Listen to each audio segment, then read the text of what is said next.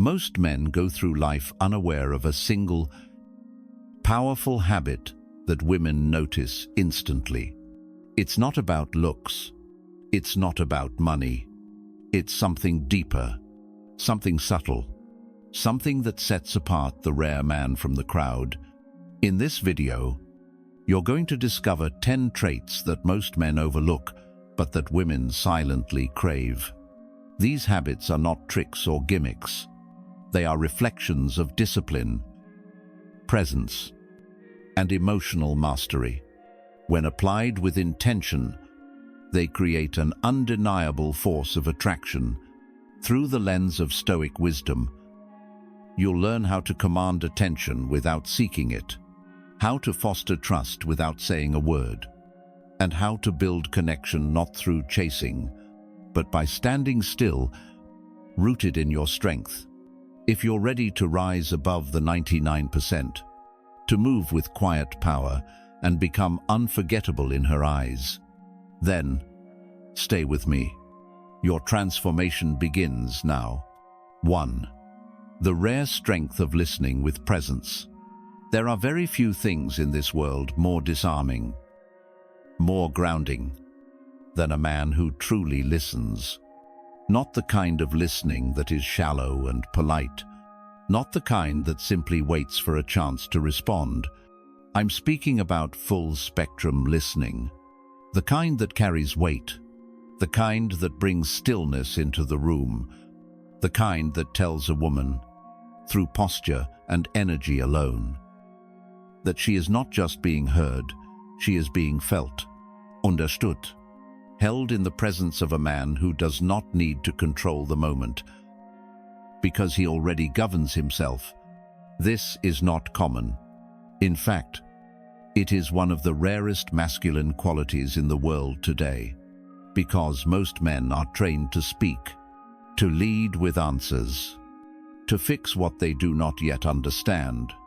But the Stoic man, the disciplined man, the man who has mastered silence, he knows that wisdom begins not in the mouth, but in the ears, and presence is not shown in speech, but in stillness. When you listen to a woman without rushing to solve her pain, you show restraint. When you allow her space to express herself fully, without correcting her, without deflecting her emotions, without collapsing under the weight of her vulnerability, you offer her something she rarely encounters: emotional safety. In that space, she is no longer performing. She is no longer scanning for threats. She can exhale. She can soften. Not because you did something grand, but because you did what very few men ever learn to do. You stayed, fully, attentively, without judgment, without tension, without trying to take from the moment, but simply choosing to be in it, fully awake. This kind of listening is not a passive act. It is active stillness. It is the strength to stay focused when most men would drift. It is the discipline to hold space for someone else's truth without the need to insert your own. It is the courage to remain calm in the face of emotion, instead of shutting it down. And this strength is deeply attractive, not in the flashy, temporary way that physical beauty is attractive, but in a lasting, soul-deep way that forms the foundation of trust, respect, and connection. A woman will not always remember what you said, but she will always remember how she felt when she said it to you. Did she feel judged? Or did she feel free? Did she feel dismissed? Or did she feel validated? Did she feel the pressure to perform? Or did she feel safe to just be? The man who listens with presence answers all of these questions without ever opening his mouth. And this ability is not just relational, it is strategic. It makes you sharper, more discerning, more in control. When you truly listen, you are gathering intelligence. You are studying people's patterns. You are noticing what they say and what they avoid saying.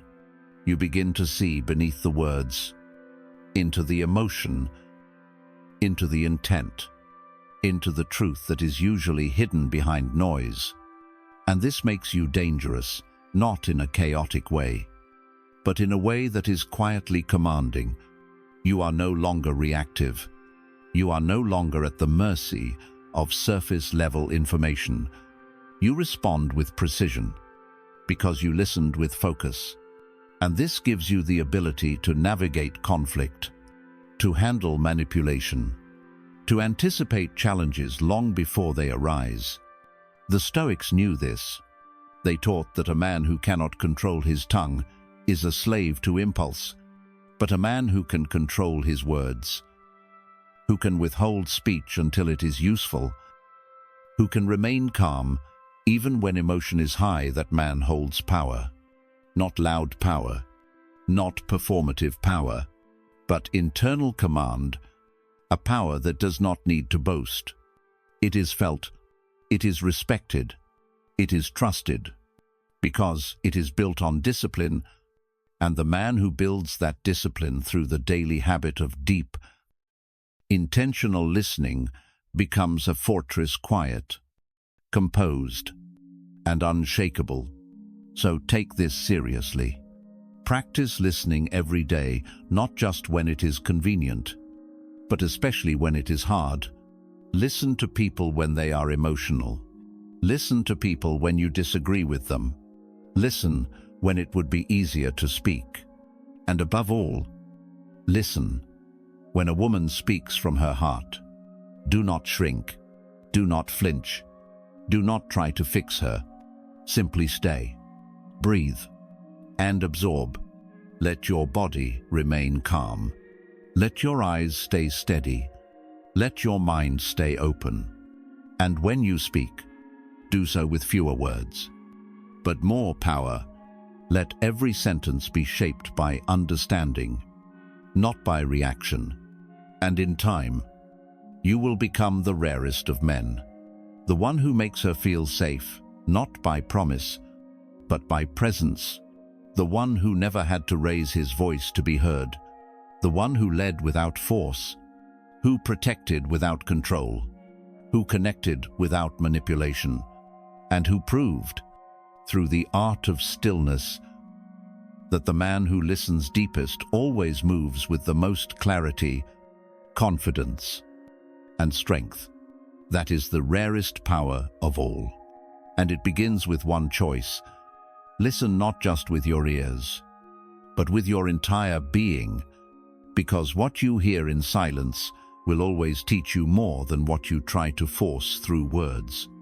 And the man who has the patience to understand before he speaks becomes the one no woman ever forgets. 2. The hand on her back. In public, it is quiet, it is simple, and yet it speaks with more power than 1,000 empty compliments. The hand on her back is not just a gesture of proximity, it is a declaration of presence, a message only the rare man knows how to send. In this world of digital noise, impulsive behavior, and shallow interactions, the man who moves with intention, who places his hand on her back, not to take control, but to offer calm guidance, becomes a presence she feels on a deeper level. This gesture is not for the world to see. It is not for the eyes of others. It is for her nervous system, for her instincts, for the subconscious part of her that is always asking, am I safe? Am I seen? Am I supported? And when that answer is yes, not through words, but through how you move, something profound happens. She relaxes. She lets go, not because she is weak, but because she senses your quiet strength and knows she does not have to carry everything alone. The Stoic man understands this well. He does not act from impulse or insecurity. He is not trying to mark territory or assert dominance. He acts from discipline, from clarity, from a calm place within himself. He is aware of his energy and how it enters a room. He watches, he listens.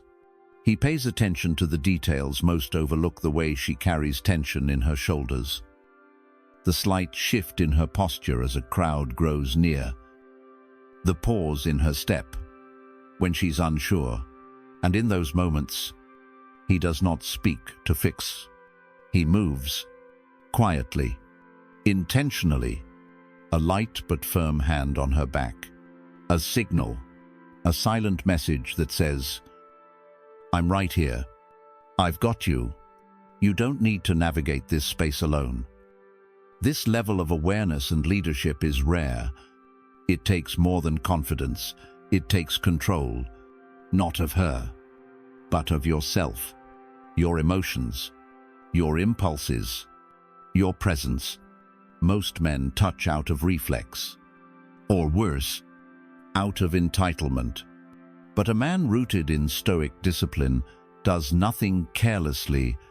He knows that everything he does either builds trust or weakens it. He knows that the moments where he is silent are often the moments where he is most clearly heard. And this is one of them. Because the back, unlike the hand or the waist or the face, is a space that symbolizes trust. It's a place she cannot see. It's vulnerable. To touch it requires a level of care, a level of honor. And when you place your hand there, with calm intention, you're telling her something she won't forget. You're telling her, "I am not here to rush you. I am not here to control you. I am simply here, solid, focused, ready." There is also a kind of masculine pride in this gesture, but it is not the pride of arrogance. It is the pride of responsibility, of being the one who watches her back when she is focused ahead, of guiding her through the chaos without needing recognition, of making sure she feels supported, not smothered, protected, not owned. And she feels this difference immediately. Her body knows it. Her breath knows it. It is the difference between a man who acts to soothe her and a man who moves to impress her. The former builds peace. The latter creates noise. And let's be clear, this is not about making her dependent. A strong woman does not need a man to lead her, but when she chooses to walk with one, she desires that he lead himself, that he bring order to his own emotions, to his environment, to the moment. And that's what this gesture proves, not that you control her, but that you are in control of you, that you can offer stability without shouting, that your protection is felt even when you say nothing at all. This is where Stoicism becomes more than theory. It becomes action. It becomes movement. It becomes how you touch, how you guide, how you steady those around you without seeking credit. Marcus Aurelius said, "Waste no more time arguing what a good man should be. Be one." And this is what that looks like. Small, unnoticed by most, but unmistakable to those who feel it.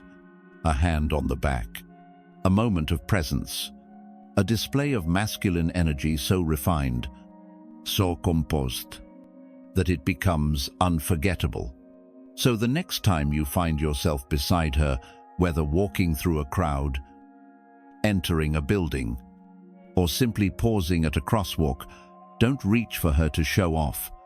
Don't touch to take. Move with presence. Move with purpose. Let your hand rest with steadiness, not pressure. Let it speak for you, saying what words cannot. Let it say, "You're not alone. I am aware. I am prepared. I am here."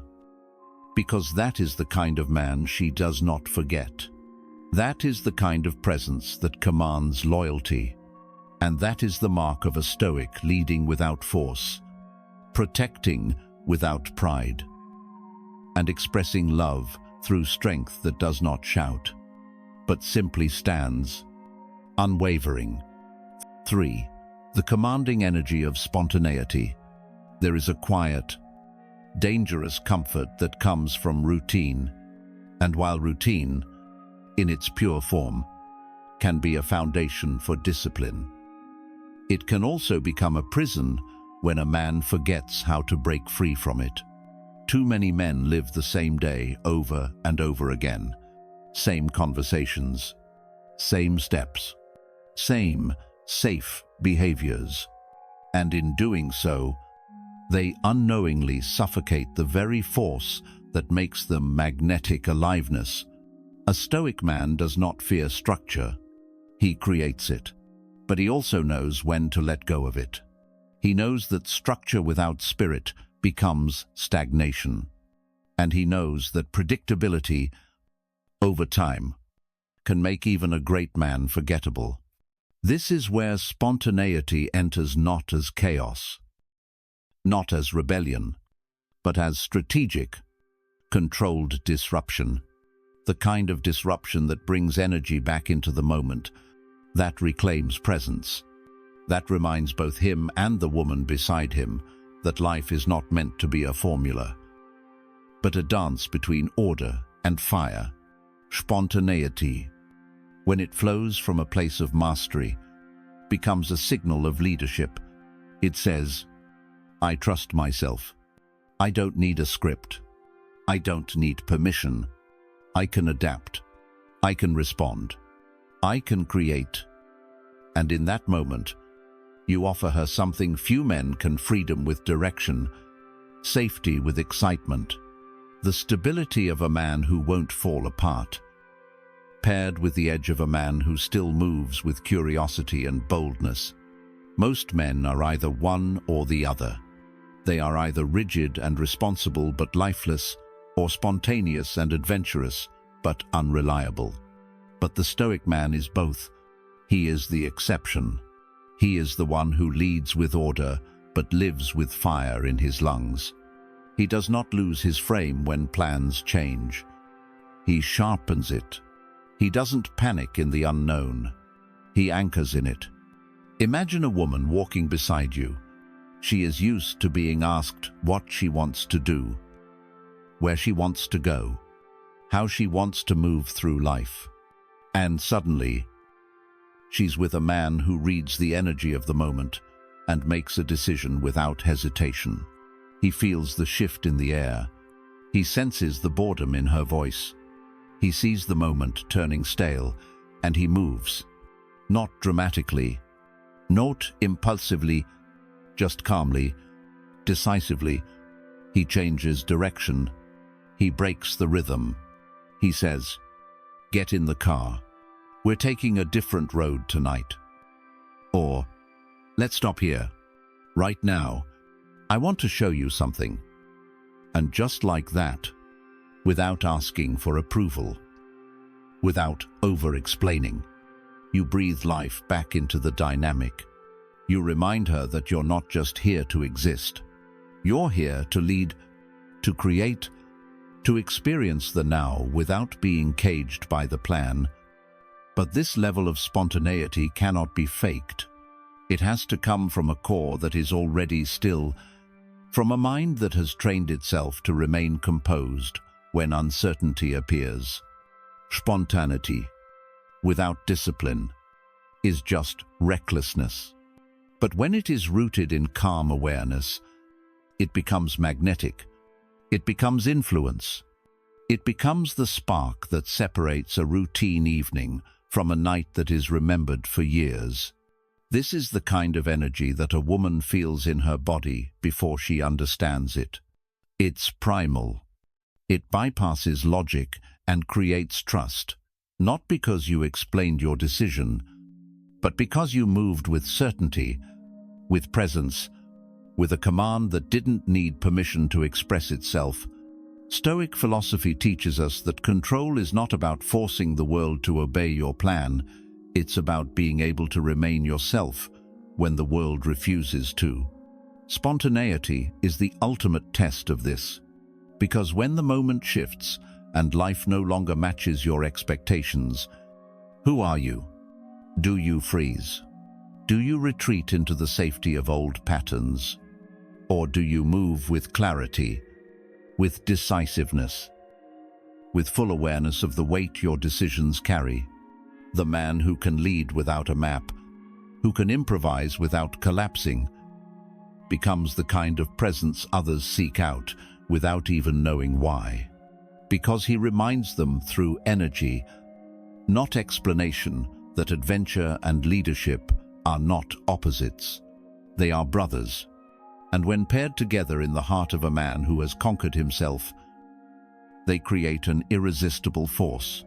So, break the pattern, disrupt the script, not constantly, not aimlessly, but when the moment calls for it, listen, act, surprise her, not for attention, but for connection, not to impress, but to remind her that you are awake, that you are alive, that you still carry the fire of a man who is capable of creating new moments, not just repeating old ones.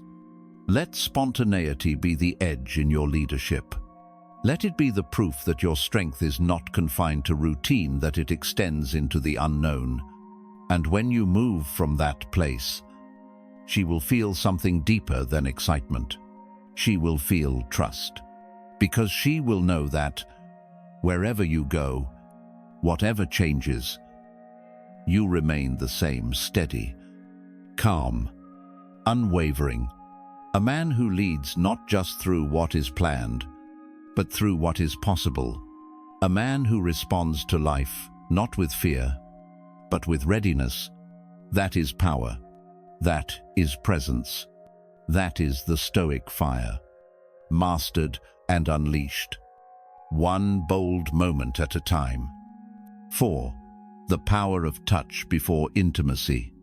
This is where it begins, not with words, not with desire, not with performance. It begins with presence, and presence is not loud. It is not flashy. It is not desperate to be seen. True presence is calm, centered, deliberate. It is the stillness of a man who knows who he is, and more importantly, knows what he offers. Before intimacy, before closeness, before she lets you in, not just physically, but emotionally, she is scanning for one thing, above all else, safety. Not the kind of safety that comes from locks and alarms, but the kind that radiates from a man's energy. She wants to feel that when you touch her, it is not because you're trying to get something, it is because you are grounded enough to give something: peace, care, attention, understanding. Most men don't even realize this moment exists. They move too quickly, too clumsily. Trying to impress or escalate, they chase chemistry, not knowing they're trampling over the very path that leads to it. But the rare man, the Stoic man, understands. He feels the space before the touch. He recognizes the silence, not as emptiness, but as opportunity. He waits not out of fear, but out of strength, because he knows that what matters is not just what you do, but who you are while you do it. Imagine this. You're with her. The moment is still. She's letting her guard down, just slightly, and instead of rushing to fill that space, you let it breathe. You observe. You stay close, but not overwhelming. You let your energy speak before your body ever moves. Then, when the time is right, when the moment calls for it, you reach out, slowly, purposefully, your hand on her back, your fingers gently pressing into her shoulders. A simple massage, no words, no agenda, just attention, just presence. And in that moment, you are saying more than any compliment ever could. You are saying, I see you, I respect you, I care enough to go slow. This is not weakness, This is not submission. This is mastery. To control yourself in the very moment where others would lose control, that is power. That is command. That is the mark of a man who does not need to dominate to feel strong. Because his strength is not in what he can take, it is in what he can hold. And few things are harder to hold than the weight of true emotional presence. But that is what she longs for. That is what she remembers. Not the man who took his shot, but the man who stayed still, who breathed, who waited until the moment opened on its own. Touch, when done right, is not just sensation, it is communication. It is energy moving from your body into hers, without words, without explanation. It tells her who you are. If your touch is rushed, so are your thoughts. If your touch is hesitant, so is your mind. But if your touch is steady, warm, confident without arrogance, that tells her everything. It tells her that you are the anchor, that she can lean on you, rest with you, drop her armor around you. And that, more than anything, is what she needs before anything else can unfold. The Stoics understood this. They taught us to be unmoved by chaos, to remain centered in storms, and in today's world, where women are constantly pulled in 100 directions, where they are touched often but rarely felt. Your ability to touch her soul before her body is what will set you apart. You don't need to be perfect. You don't need to be smooth. You need to be sincere. You need to be present. You need to be the man who can sit with tension and not flinch, who can offer peace without needing recognition, who can give her space without filling it with noise. So here's your reminder. Before you ever lay your hand on her skin, check your energy. Ask yourself, am I here to impress her or to hold space for her? Am I chasing an outcome, or am I present with the moment? Am I acting from desire or from discipline? And then choose to lead not with pressure, but with presence, with a touch so grounded, so calm, that she feels her entire body exhale when you reach for her. That is the kind of man she remembers. That is the kind of intimacy that goes deeper than words. Your strength is not proven in how fast you move, but in how still you can be when stillness matters most. That one gesture, done with care and awareness, can create a bond stronger than anything forced or flashy. And once you understand this, once you live this, you become rare. You become irreplaceable. Because the man who learns to master the power of touch before intimacy becomes more than just a partner. He becomes a sanctuary, a place of peace, a presence that lingers long after the moment has passed. And that, above all, is what she will crave, remember, and return to, always. 5. Be her protector, not her savior. This is where many men, especially those who genuinely want to do right, lose their way. They confuse the idea of protection with the impulse to rescue. They see a woman under stress, or in conflict, or facing difficulty, and immediately step in, trying to fix everything. They believe that proving their worth means solving her problems, shielding her from challenge, or even making her life easier at the cost of her autonomy. But a Stoic man sees further. He understands that this kind of rescuing is not strength, it is interference. It is an unconscious form of control dressed up as care. It sends the wrong message, not only to her, but to your own psyche. It says, "You can't do this without me." That is not love.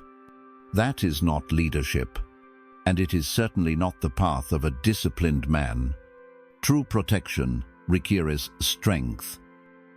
Yes, but not the strength of a reactionary savior. It demands the strength of restraint, of awareness, of unwavering composure. It's the kind of strength that watches her fight her battles and doesn't panic.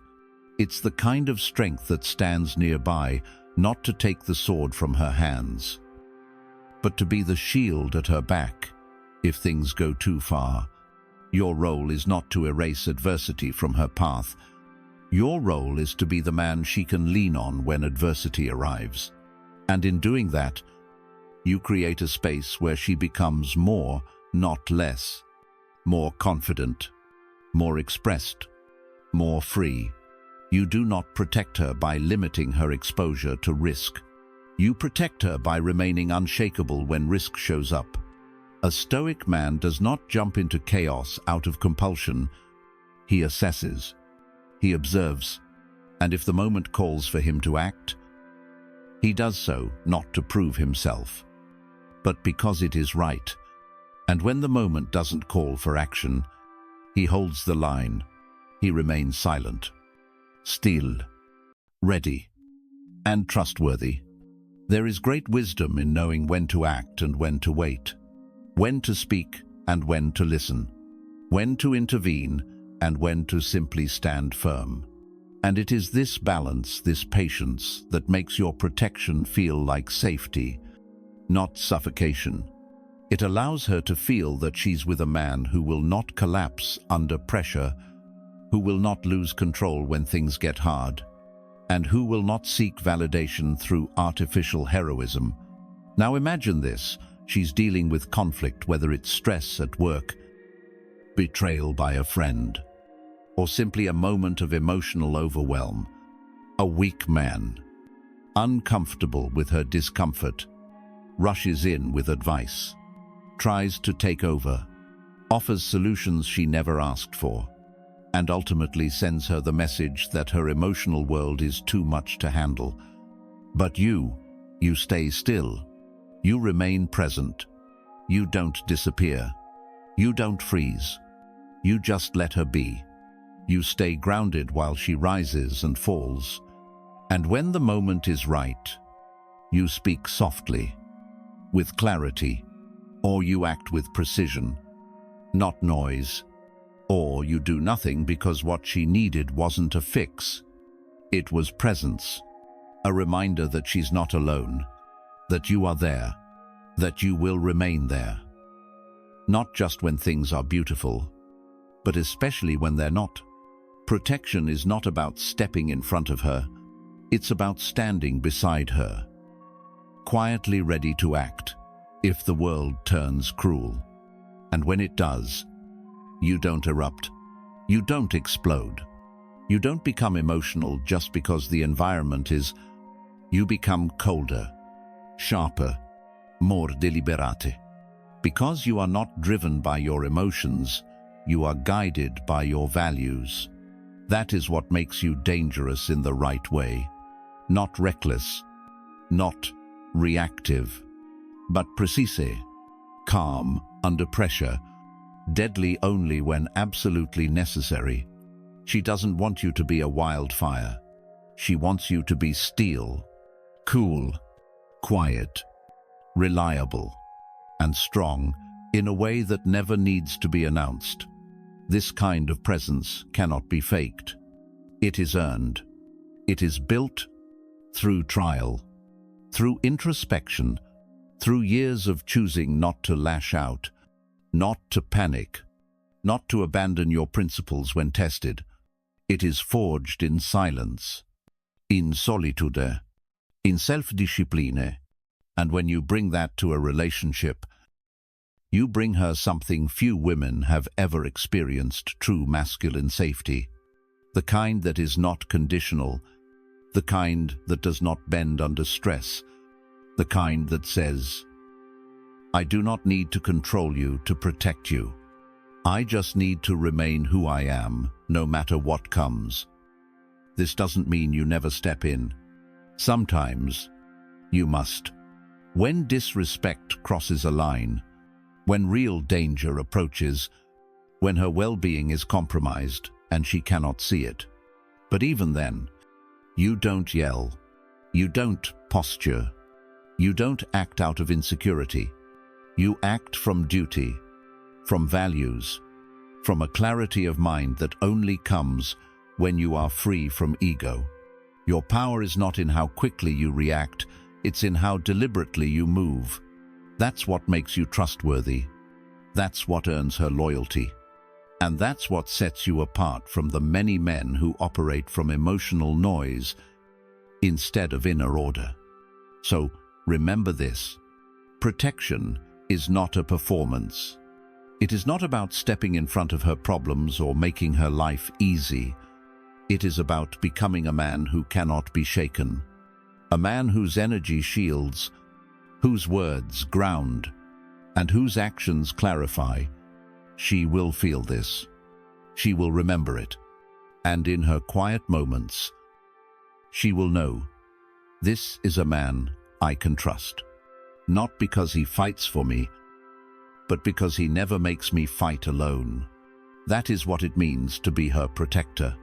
Not her savior, not her fixer, but the force of calm, clarity, and strength that walks beside her, no matter how loud the world gets. That, my brother, is the Stoic way.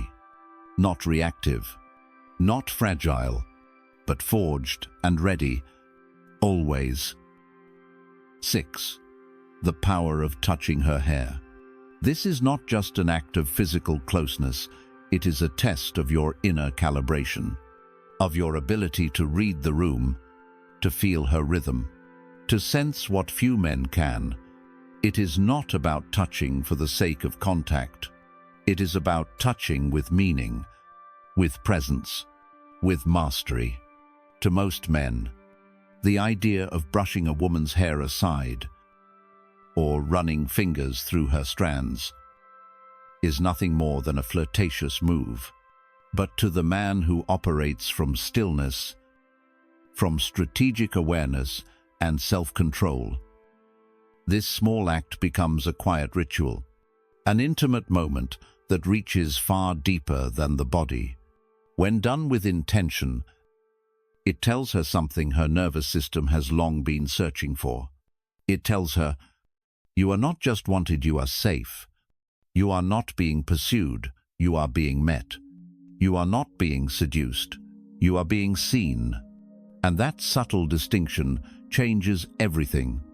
Her hair, like her energy, is sensitive. It reacts to chaos.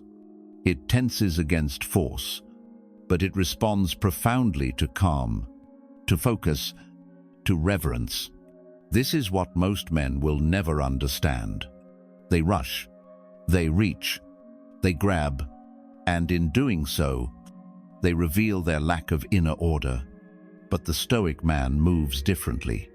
He waits, he watches, he listens not just to her words, but to her energy, her silence, the unspoken cues that guide the moment.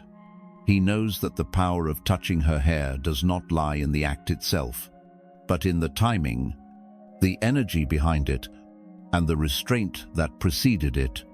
He knows that a gesture only holds weight when it is earned, when it comes not from desire, but from discipline. And because of this, when his hand moves slowly, deliberately, gently, it carries more meaning than anything loud or flashy ever could. Imagine a woman whose life is surrounded by noise. She's touched often, but rarely felt, complimented, but not truly seen, desired, but never deeply respected. She may have had men run their fingers through her hair before, but never like this. Never with such calm, never with such stillness, never with such attunement. And when it happens, something shifts. Not just in her posture, but in her trust, in her guard, in the way she breathes in your presence. She is no longer calculating your intentions. She is no longer bracing herself for what comes next. because you've already told her without words that you are different, that you move slower because you understand more, that your strength does not demand it invites, that you know how to be close without being invasive, that you can offer connection without stealing attention. This is the heart of Stoic masculinity. Not Stoicism as indifference, but Stoicism as mastery over one's own impulses. When you touch her hair with presence, you are not just giving her a physical experience. You are offering her peace. You are bringing silence to a world that is too loud. You are giving her a moment where she doesn't have to perform, or impress, or protect herself. That is why this gesture, done with the right energy, leaves such a mark, because it bypasses performance and speaks directly to her subconscious, and she will remember it. She may not speak on it. She may not even fully understand why it mattered, but she will feel it. She will feel that there was something different about you, something rare, something steady, something deeply grounded. And you, if you are truly that man, you will not need to chase her after, you will not need to convince her, or persuade her, or beg for her attention, because you already gave her something that most men never even think to offer.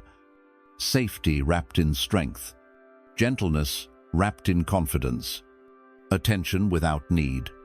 That is what makes you unforgettable. That is what earns her curiosity, her trust, and ultimately, her loyalty. Because it is not just what you do, it is how you make her feel while you do it. And no technique, no trick, no tactic will ever outmatch the power of a man who can create safety through silence and reverence through touch. So, remember this. Touching her hair is not a shortcut to closeness. It is not a tactic to accelerate connection. It is a responsibility, a moment where everything you are, your presence, your discipline, your awareness is either revealed or exposed. And if you are not ready, if you are not calm, if you are still acting from desire rather than depth, she will feel it. She will recoil, not because of what you did, but because of who you were while doing it. So cultivate yourself first. Become the man whose touch carries weight. Become the man who moves slowly, not out of hesitation, but out of strength. Become the man whose calm can be felt through a single gesture, and then when the moment comes, reach out, lightly, gently, intentionally, and let your hands say what your mouth never could. I am here. I see you. You are safe with me. That, brother, is not just the power of touch. It is the power of mastery. And only the disciplined few will ever learn how to wield it. 7. The power of dreams. This is not about fantasy. It is not about charm or illusion. This is about the quiet, often misunderstood force of the subconscious. A place that reveals who we are when the masks come off and the noise fades. The Stoic man does not fear the realm of dreams, nor does he chase it for entertainment. He observes it. He reflects on it. He understands that the mind at rest is never truly idle, and that what surfaces in the stillness of sleep often carries the truth that daylight conceals. So when a woman appears in your dreams, when she takes up space, not in your plans, but in your unguarded inner world, it matters. And when you choose to share that with her, not with flair or seduction, but with presence and poise, you are inviting her into something few men offer. Your emotional depth, unforced, uncalculated, and undeniably real. But this is a space that must be navigated with precision, because the moment you mention a dream, the room shifts. Her attention sharpens. She leans in, consciously or unconsciously, to see if what you're about to share is coming from strength or from need. This is why your delivery must carry weight, not heaviness, not intensity, but truth. Controlled, centered, delivered like a man who speaks not to impress, but to express. When you tell her, calmly and without drama, that you dreamed of her, you are not trying to win her approval. You are simply telling the truth. I saw you in a dream the other night. We were just walking and talking. It felt familiar. That's it. No flourish, no emotional flooding. Just a man calmly opening a door to a part of himself that most men keep locked. And here is the difference. Because you are rooted in Stoic discipline, you don't need a reaction. You don't need her to gasp or smile or return the moment. You are not sharing to gain, you are sharing to connect. And because your energy is clean, because your intent is grounded, she will feel the impact of it in her body before her mind catches up. She will feel that you are not playing games, that you are not performing, that you are simply living with such awareness that even your dreams are worthy of reflection. And the fact that you saw her there, that you carried her presence into the part of your life where ego has no control, will move something deep within her, not because she's flattered, but because, in a world of surface-level men, she has now encountered someone who lives with depth. Most men never go here. They live entirely in the external. They build status, chase influence, perfect their image. But beneath it all, they are strangers to themselves. They ignore their inner signals. They suppress the emotions they don't understand. And as a result, they become rigid, shallow, reactive. But you are not that man. You have chosen a different path. You've trained your mind to be still, your emotions to be steady, your inner world to be a place of clarity, not confusion. So when you speak of a dream, you are not wandering into sentimentality. You are standing in a place of mastery and simply revealing what is there. And because it is rare for a woman to meet a man who knows himself this well, she will feel drawn to you, not in a rush of passion, but in a wave of curiosity and trust. This is the power of emotional self-mastery. It gives you access to levels of connection that cannot be faked. And this is where the dream becomes more than a story. It becomes a signal. It tells her that you are present, even when you are unconscious, that your thoughts of her are not just physical or fleeting. They exist even in your silence, even in your sleep. That is not something she will forget. She may not respond to it in words. She may not react the way you expect, but the seed will be planted, not in her mind, in her nervous system, in her instinct, and over time, as she feels the consistency of your energy, your discipline, your restraint, your ability to hold space without needing to fill it, she will connect the dots. She will remember the dream not as a compliment, but as a moment of profound emotional presence. That is what sets you apart.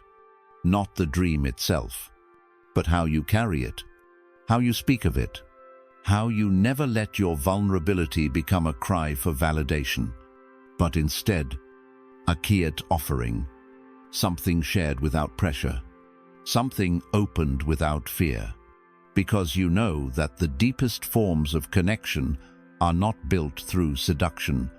They are built through stillness, through truth, through a man who knows his inner world and dares to live from it, without apology.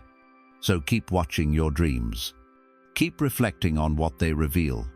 But more importantly, keep mastering the man you are in both waking and sleeping life.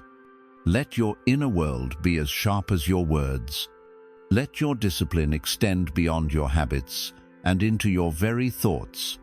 And when the time is right, when the moment calls for it, speak the truth. Not to impress, not to manipulate, but to connect with clarity, strength, and emotional precision.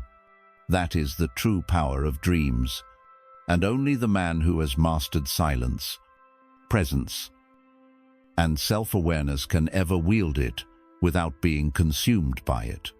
Let that be you. Silent, grounded, unforgettable. 8. The art of flirting with respect. This is not about being clever. It's not about crafting the perfect line or playing some manipulative game to catch her off guard. The man who flirts with respect doesn't rely on gimmicks. He doesn't approach a woman with empty charm, nor does he try to overwhelm her with bravado. Instead, he stands in quiet strength. He moves with intention. His presence speaks louder than any rehearsed compliment. Because his confidence is not for show, it is anchored deep within. Most men approach flirting as a way to get something, but the Stoic man understands that true flirtation is an offering, a moment of connection that's free of pressure, free of expectations. It's about making her feel safe enough to be open, intrigued enough to stay curious, and valued enough to trust that your attention is genuine, not transactional. Flirting with respect begins long before words are ever exchanged. It starts in how you carry yourself, in how you enter the room, not with arrogance, but with calm command, in how you observe her not like prey, but like a presence you're drawn to, and when you speak, your words are not rushed. They're deliberate, measured, thoughtful. You're not there to impress.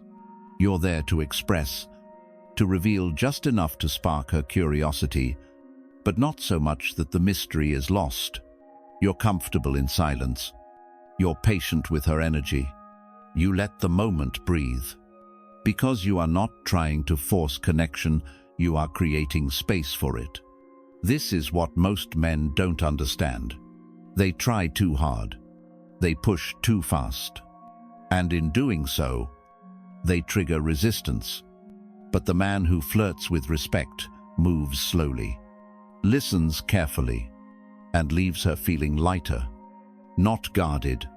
There's a rare strength in a man who does not need to dominate the moment, who can let a woman speak without interrupting, who can meet her eyes without flinching, who can make her laugh without trying to be funny, simply because his presence is free of tension.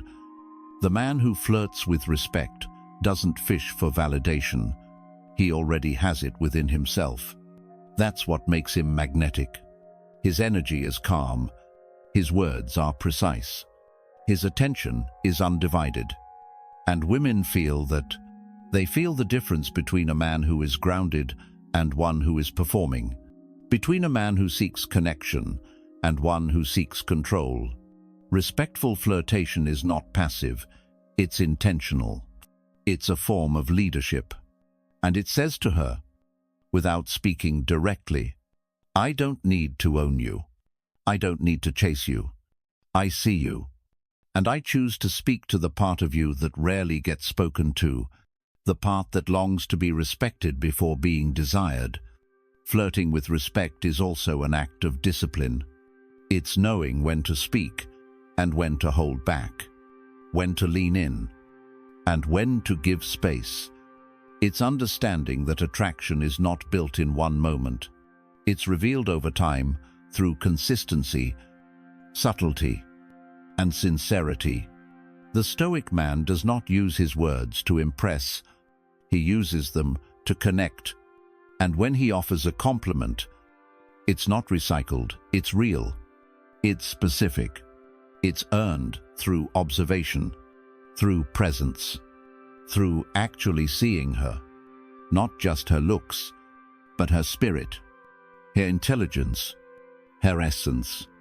And that's what makes her pause. That's what makes her wonder who you are when you walk away. Because you left her better than you found her, not confused, not overwhelmed, but centered, respected, aroused in the most meaningful way, intellectually, emotionally, and energetically. Now, let's go deeper. Most men fear rejection. They try to avoid it by becoming something they're not. But the Stoic man does not fear rejection, because he does not fear being seen for who he truly is. He flirts not to hide himself behind a mask, but to reveal a glimpse of the depth within. His flirting is not decoration, it's a mirror. It reflects his grounded nature, his ability to stay calm in uncertainty, his awareness of how energy flows between two people, and because he has nothing to prove, his confidence becomes contagious. He sets the tone, sets the pace, and never chases. He allows things to unfold naturally, with grace, with strength, with patience. So when you flirt with respect, remember, it's not about strategy, it's about presence. It's about being so anchored in yourself that you don't need anything from her, but you still choose to connect, and that choice, made from abundance, not neediness, creates a rare experience, one that lingers in her memory, one that separates you from every man who tried to impress without understanding who he was. This is your edge. This is your standard. And this is the mark of a man who lives with principle, with clarity, with calm fire in his soul. Let your presence be the message. Let your silence carry weight. Let your attention be the invitation. That is the art of flirting with respect. It doesn't make you less of a man. It makes you a master of yourself. And in that mastery, you become the one she never forgets.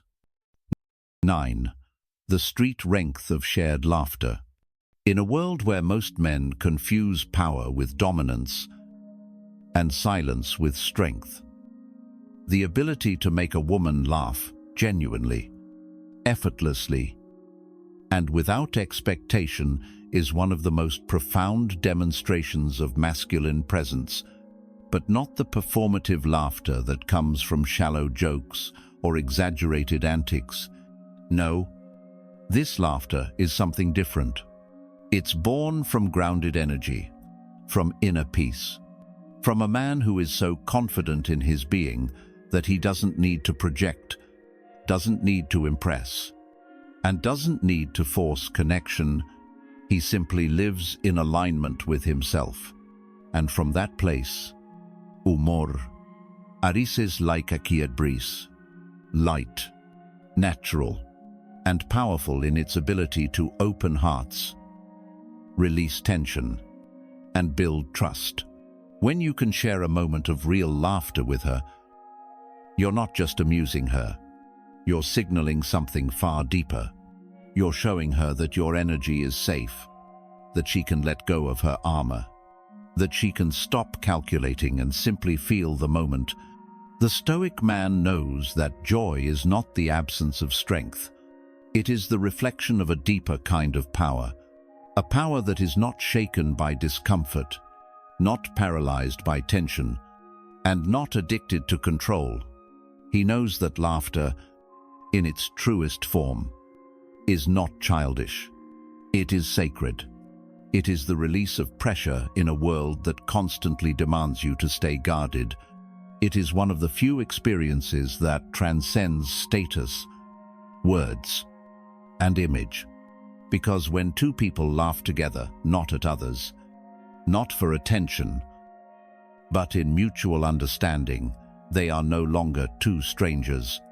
They are connected. The walls fall, the mind pauses, and what's left is a shared reality where there is no threat, only presence, only breath, only truth. But to reach this level of connection, your laughter must be clean. It cannot come from desperation or insecurity. It cannot come from a need to entertain or from a fear of silence. If your humor is nervous, loud, or overcompensating, it will betray you. She will feel it. Her body will reject it. Because women, especially those who are emotionally intelligent, do not only hear your words, they read your energy. And energy never lies. That's why the man who laughs from his core, from a place of stillness and not strategy, is the man who becomes unforgettable. He is not trying to be funny. He simply is. Because his mind is light and his spirit is free. He doesn't carry the burden of proving himself. He's already accepted who he is. And in that acceptance, he unlocks something extraordinary. The ability to bring others into the present moment without force. When you make a woman laugh from this place, you are doing more than breaking the ice. You are building safety.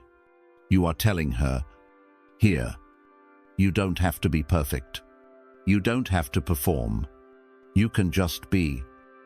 And that, in today's world, is more valuable than any grand gesture, any compliment, or any display of status, because laughter, when sincere, is a form of healing. It pulls her out of her head and into her body. It breaks the loop of self-doubt. It invites her to feel, not think, to breathe, not brace. And the man who can do that quietly, consistently, without ever losing his center, is the man she will look for in a crowd. Even if she doesn't understand why. But there is more. Because this ability also protects you. The man who knows how to laugh is the man who knows how to survive. He does not take himself so seriously that his pride becomes a prison. He can let go. He can step back. He can laugh at absurdity, including his own. And in doing so, he becomes untouchable. Stoicism teaches us not to suppress emotion, but to rule it. And part of ruling it is knowing when to release it. Laughter is one of the most strategic tools in the Stoics' arsenal, not because it erases pain, but because it lifts you above it. It changes your posture, your breath, your mind. It resets the nervous system and reminds the body that joy is still possible, even here, even now. So when you laugh with her, do it from presence, do it from mastery. Do it with the calm assurance of a man who can hold both gravity and lightness in the same breath. Let your humor reflect wisdom, not mockery. Let it come from observation, not from need. And let it rise naturally, not as a show, but as a gift. Because the moment she laughs with you from her soul, she is no longer judging you. She is feeling you. And that shift from analysis to emotion is where true attraction begins, not in how much you say, but in how deeply you're felt. Laughter is not the absence of seriousness. It is the balance of it. It is the space between structure and spontaneity. And the man who understands this, who can bring joy without chaos, who can lift energy without noise, is the man who brings peace, not just to her life, but to his own. So sharpen your wit, not for approval, but for clarity. Let your sense of humor be guided by intelligence, not insecurity. And remember, one shared moment of true laughter can do more to open a woman's heart than hours of conversation. It is a window into safety, a window into trust. And when you offer that window, without ego, without agenda, and without effort, you offer her something few men ever can. A place where joy is not forced, but found. A place where she can simply exhale and know she is not only safe but home. 10. The silent power of your beard. in a society that constantly urges men to soften, to compromise, to round off their edges and trade their instincts for comfort. Growing and maintaining a beard becomes more than a personal decision. It becomes a declaration. It tells the world, I will not be shaped by convenience. I will shape myself. And in that simple act, allowing your beard to grow and choosing to care for it with precision and pride, you begin to embody a kind of masculinity that is no longer common, but always needed. A beard is not just hair on your face. It is a mirror of how you live. Is it wild and untamed, reflecting disorder and neglect? Is it absent entirely, shaved away to conform or to avoid discomfort? Or is it clean, structured, maintained not to impress others, but to honor yourself? That choice, though subtle, reveals more than any words ever could. The Stoic man does not grow a beard to appear strong. He grows it because he is strong, because he lives by rhythm, by order, by discipline. He understands that everything, even the smallest detail, is an opportunity to express mastery. Your beard is not a mask. It is not a trend. It is not an accessory to attract attention. It is a sign of consistency. It is a symbol of your internal code, your silent discipline, your command over the self, your refusal to live by the shifting standards of others. And this is where the difference is felt, not just seen. A man who wears his beard well, with presence and quiet confidence, changes the energy in a room before he speaks. Not because the beard is magic, but because what it represents, the choices, the routine, the patience is felt by those around him, especially by women who are attuned not to appearances, but to energy. This kind of masculinity does not need to announce itself. It does not try to dominate. It does not seek approval. It simply is. The man who wears his beard like this is not trying to be alpha. He has already earned the right to be respected. He does not rely on fashion to tell him who to be. He knows who he is before he enters the world each day.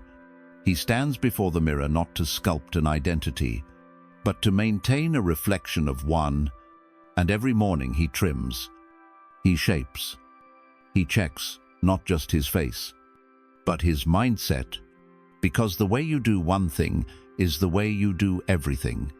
If you allow chaos on your face, you likely allow it in your habits, your thoughts, your decisions. If you bring order, clarity, and care to how you carry yourself, you are far more likely to bring the same into your conversations, your relationships, your leadership. So, yes, grow your beard if it suits you, but do not grow it blindly. Do not grow it as a shield for insecurity. Grow it as a ritual, a practice, a daily commitment to consistency. Let it test your patience. Let it sharpen your standards. Let it remind you that every inch of growth requires attention, and that neglect leads to disorder, just as it does in your work, in your body, and in your mind. Because when you move through the world like this, when your outer image reflects your inner clarity, people feel it. Men notice it. Women are drawn to it, not because of the beard, but because of the structure it reveals. It's not about the hair. It's about the discipline behind it. And remember, this is not for them. This is for you. This is about becoming the kind of man who doesn't need to say much, because his presence already speaks for him. The kind of man who doesn't hide behind image, but who cultivates every part of himself with care, because he knows he is his own standard. A beard, grown and worn by a man like this, is a mark of maturity. It is a symbol of ownership, of patience, of consistency. In the same way, a warrior sharpens his blade. The Stoic sharpens his appearance, not out of vanity, but out of respect for the man he has chosen to become. And when you do this, when your beard is clean, when your eyes are steady, when your posture is upright, you move differently. You no longer need to convince people of your strength. They feel it. You no longer need to argue your worth. You live it. You no longer have to pursue attention. It finds you because it is drawn to order, to quiet confidence, to the energy of a man who has built himself from the inside out. This is the silent power of your beard. It is not about rebellion. It is not about trend. It is about presence. It is about the message you send without speaking, the kind of man you show yourself to be before you ever open your mouth. Grow it with intention, shape it with care, wear it with discipline, and let it remind you every day that even the smallest choices, when done with purpose, reveal everything. This is how you separate yourself from the masses. This is how you walk the path of a modern Stoic, calm, commanding, and completely unconcerned with the noise around you, because your presence already speaks the truth without a single word. This is what it means to live as one of the rare men, the 1% who walk with quiet certainty, who speak with intention, and who lead with unwavering presence. You've now seen the truth. Attraction is not built through noise. It's built through depth, through discipline, through a mastery of self that radiates into every gesture, every glance, every silence. Women feel it. The world respects it, and it cannot be faked. Each of these habits you've heard today is a reflection of the same principle. Control yourself, and you control the moment. Know yourself, and no one can manipulate you. Build yourself, and you no longer need to chase what was never worthy of you. So, walk forward with calm, speak with clarity, move with decisiveness. Be the man whose presence speaks before his mouth does. Let your stillness unsettle the shallow. Let your restraint command more respect than performance ever could. And when life pushes against you, as it always will, do not flinch, do not react. Stand firm, breathe deep. And remember, you are the storm's calm center. You are the one who does not fold. Not because you are louder, but because you are stronger. Now carry this forward. In how you touch, in how you speak, in how you listen, in how you lead. Let the world feel the weight of your silence. And never again forget the presence of a man who has mastered himself. Stay steady, stay sharp, and walk like the 1%